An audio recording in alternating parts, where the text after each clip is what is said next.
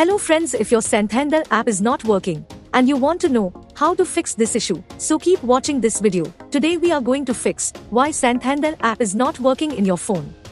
So let's get started. There may be several reasons behind this issue.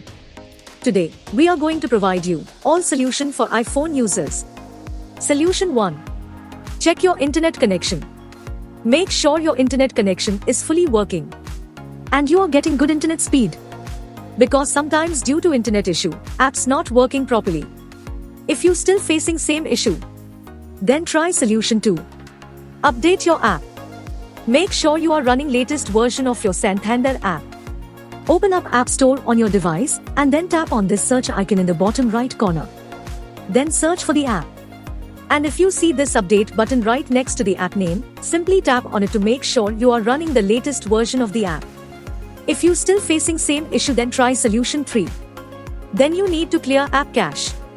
For this, go to your device settings and then scroll down to find general and tap on it. Then tap on iPhone storage. From here, search for the app and then tap on it. Once you're on this screen, you need to tap on offload app. Tap again to confirm. It'll take a bit for processing and then a reinstall button will show up. Simply tap on it to reinstall the app. This should fix the issue. If you still facing same issue, then try solution 4. Now you need to completely reinstall the app. Follow the on-screen instructions to navigate all the way to the app page. Once you're on this screen, tap on delete app to uninstall the app from your device. Once uninstalled, open up App Store and then search for the app here. And then click on this get button to install it back on your device. If you still facing same issue, then try solution 5. Restart your phone. Sometimes restarting devices automatic resolve these types issues.